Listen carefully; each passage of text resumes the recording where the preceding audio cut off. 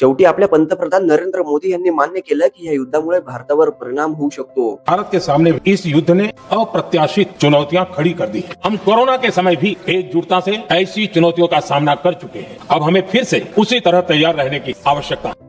आता या नेमक्या कोणत्या अडचणी आहेत आणि भारत त्यासाठी किती तयार आहे ते पाहूया।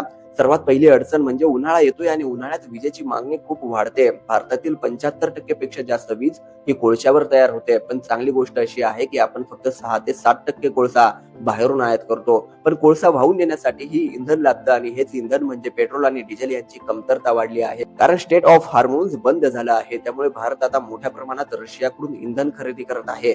म्हणजे सध्या मागणी पूर्ण होत आहे। याशिवाय भारताने अशा परिस्थितीसाठी आधीच मोठा स्ट्रॅटेजिक पेट्रोलियम साठा तयार ठेवला आहे, सुमारे 53 लाख मेट्रिक टन। पण ज्या गोष्टीचा पुरेसा साठा नाही तो म्हणजे एलपीजी गॅस। भारतात फक्त 40% एलपीजी उत्पादन होतं आणि उरलेलं 60% आपण आयात करत होतो, विशेषतः स्टेट ऑफ हार्मोन्स मार्गे। आता तो मार्ग बंद झाल्यामुळे भारत अमेरिका आणि अर्जेंटिनाकडून गॅस मागवत आहे, पण हा मार्ग लांब असल्यामुळे एलपीजीचे दर वाढू शकतात।